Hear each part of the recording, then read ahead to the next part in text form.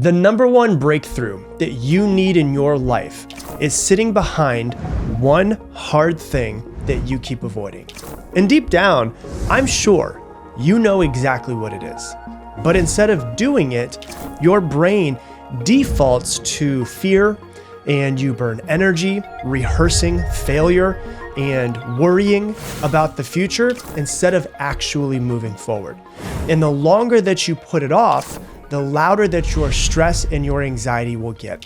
And so this episode is a pattern interrupt for you. I'm going to be breaking down the neuroscience behind avoidance, motivation, and the exact moment where your brain learns to stop running and fall in love with taking action. So if you've been feeling stuck or unmotivated or low-key anxious all the time, then this is the reset that you're going to need, okay?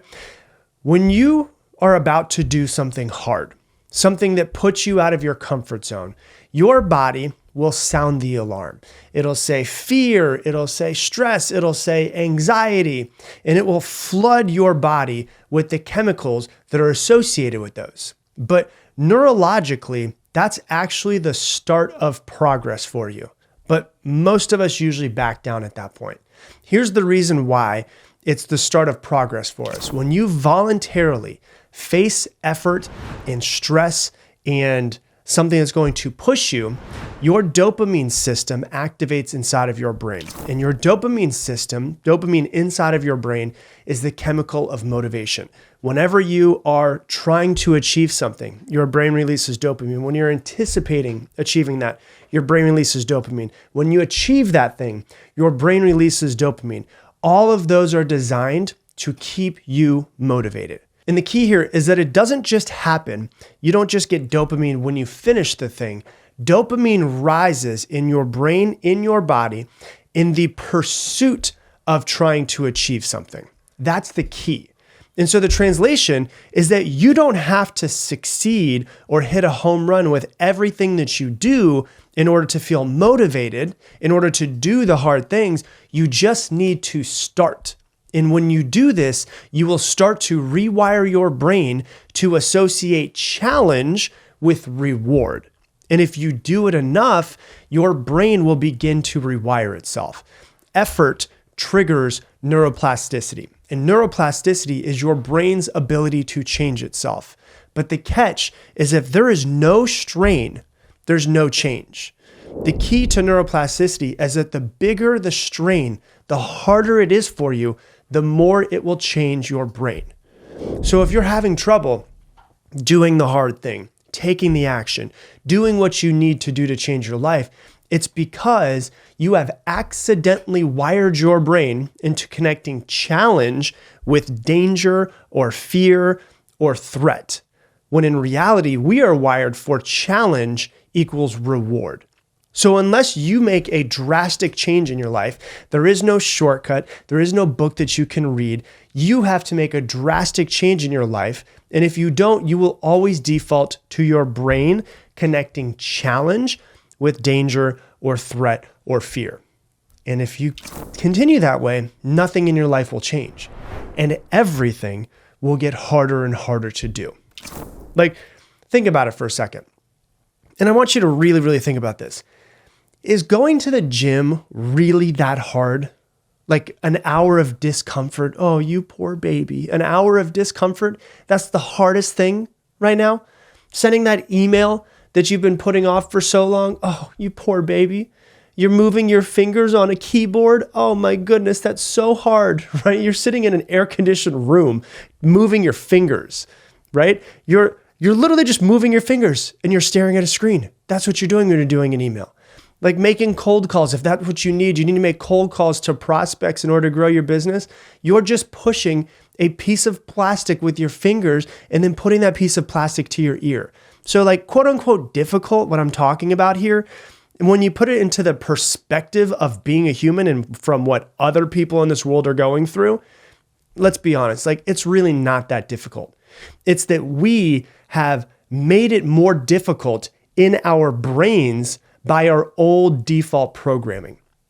And that programming just says, oh, when I'm challenged, I lay down. Like, we're just flaccid humans, like just getting run over by small challenges.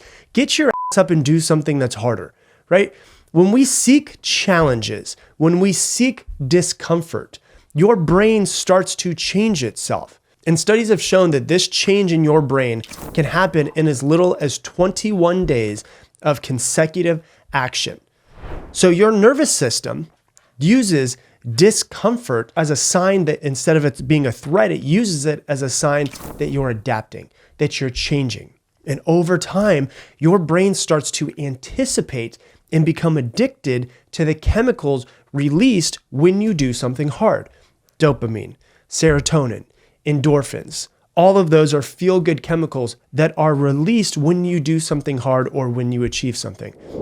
And whenever you get those feel-good chemicals, guess what you want more of? Those. And so yes, you can literally get yourself to a place where if you push yourself for long enough, that you will eventually want to do what is hard. And there's a part of your brain, you may have heard me talk about this a few episodes ago, called the anterior cingulate cortex, which is where neurologists are actually starting to think is the center of your willpower. And so for people who don't push themselves out of their comfort zone, that don't go to the gym often, who don't do hard things, their anterior cingulate cortex is very small. Not because that's just what they were born with and that's the way it's going to stay forever. It's because when you start to push yourself and do something hard, the anterior cingulate cortex grows. They found people that are professional athletes, their anterior cingulate cortex is much larger than somebody who doesn't challenge themselves.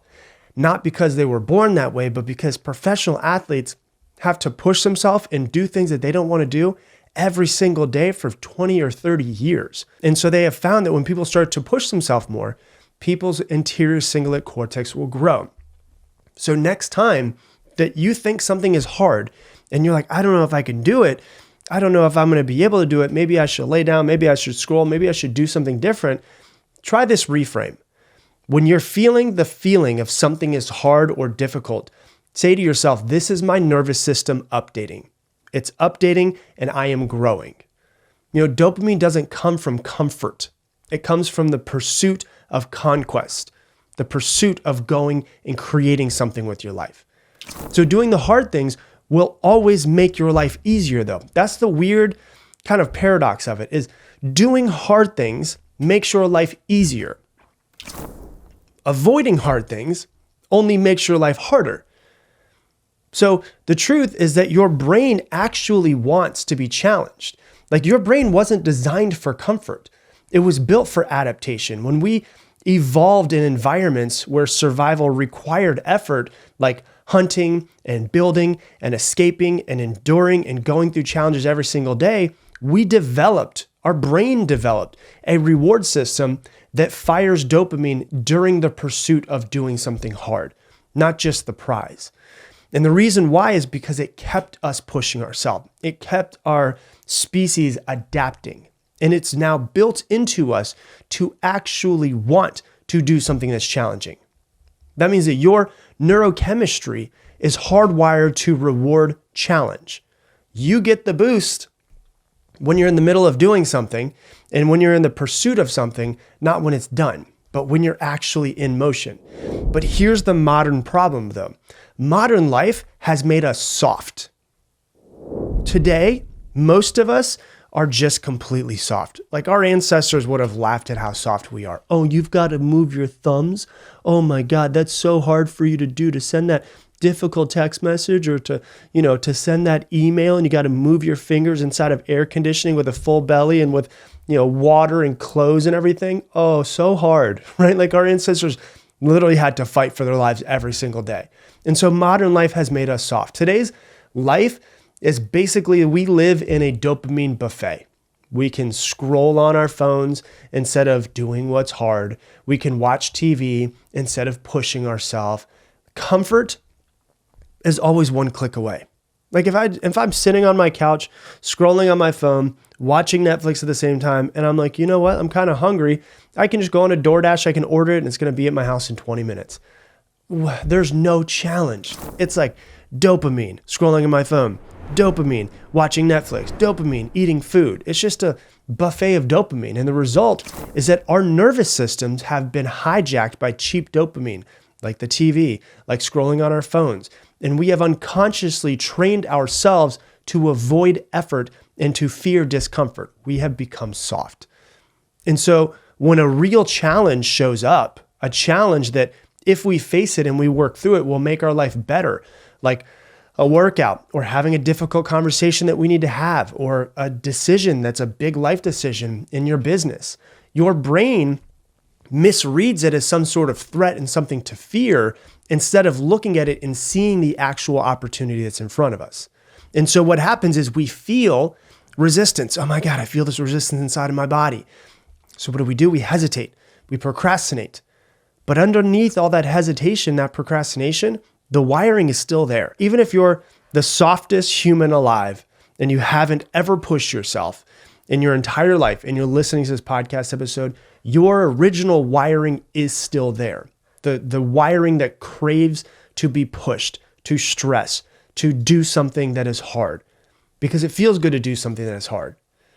And so you have to understand, if that's the case, well then even if I'm the softest human alive, I can make myself be somebody that's harder because that wiring is inside of me. But I can't do it from, I love that you listen to this podcast, but this isn't doing something hard. It's not going to come from reading a book. It's not going to come from going to a conference. It's going to come from you doing something that is hard. That is it. There is no magic pill that I can give you to grow your interior cingulate cortex and now you do hard things. Like, the magic of it is every time you do something that is hard, your brain updates and it learns, oh wait, I just did something that seemed hard. I did something that I was afraid of. I survived. I adapted. I'm stronger now. And so what happens is you get sharper. You become more confident. You become more resilient. And slowly, what was at some point in time something that felt unbearable to you, something that was so hard to do, becomes automatic. So many people, when they're on the weight loss journey and they're 100 pounds overweight and they just go at it and go at it and go at it. It's like the first few months, at least the first few weeks, are just so hard. And you watch these videos of transformation and you see them 2 years down the road and it's like they work out every single day or 5 days a week, no matter what. It is part of who they are now. And so it went from this thing that was so hard for them to do and so unbearable to basically automatic. It's become part of who they are. Because you have to understand that the weight of life doesn't change. I don't know if you've been seeing what's going on in the world. It's a show. It's always been a show. And I'm going to assume it's going to continue being a show. The weight of life does not change. It does not get easier. You are the one that changes. You become stronger. And that is how life becomes easier. The paradox is that if you do something that is hard over and over again, the more that you do hard things, the easier your life will get. The more that you avoid hard things, the harder your life will get. And so yes, doing the hard things, it sucks in the moment. I get it. But on the other side of that, it is a better you. It's a calmer you. It's a stronger you. It's a more confident you. It's a more resilient you. Your brain was built for discomfort. It is how our species learned to survive. But modern comfort has made you forget it. So your way back, you got to do the hard thing. There's no way around it. I'm sorry, buddy. And you got to do it often, and you've got to do it on purpose, because when you do the hard thing, life always gets easier.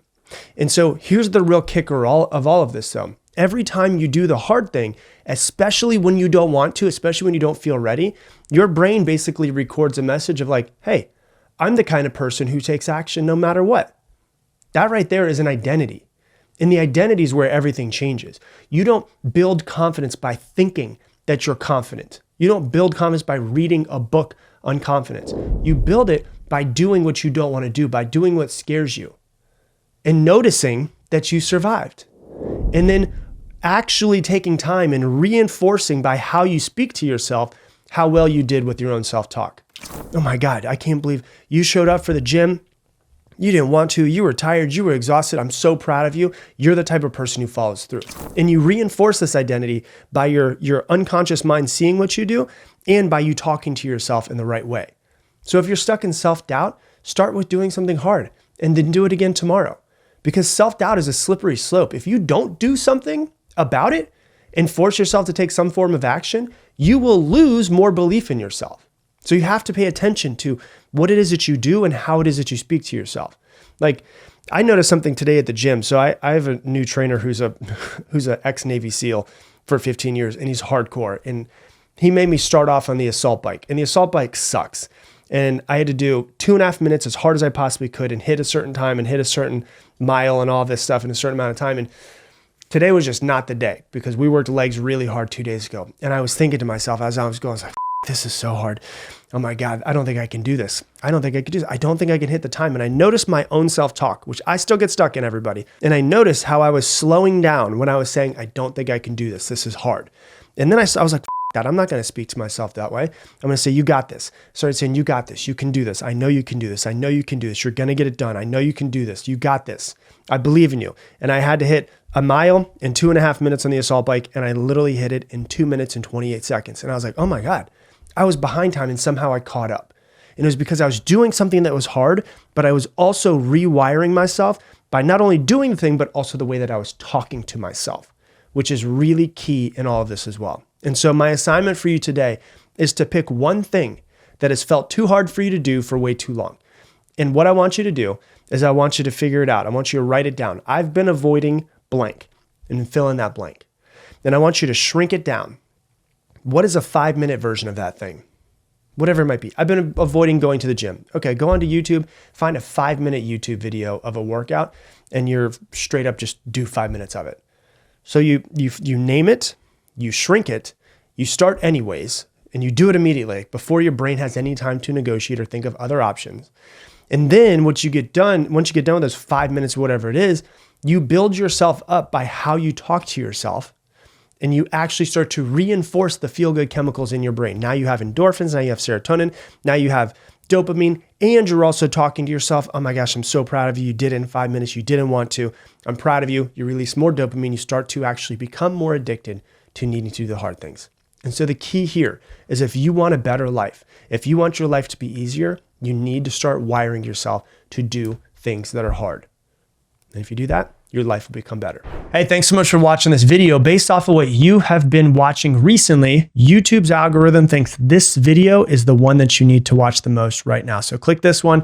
And if you want to make sure that you do not miss any more videos, click that button right there to subscribe, and I'll see you on the next one.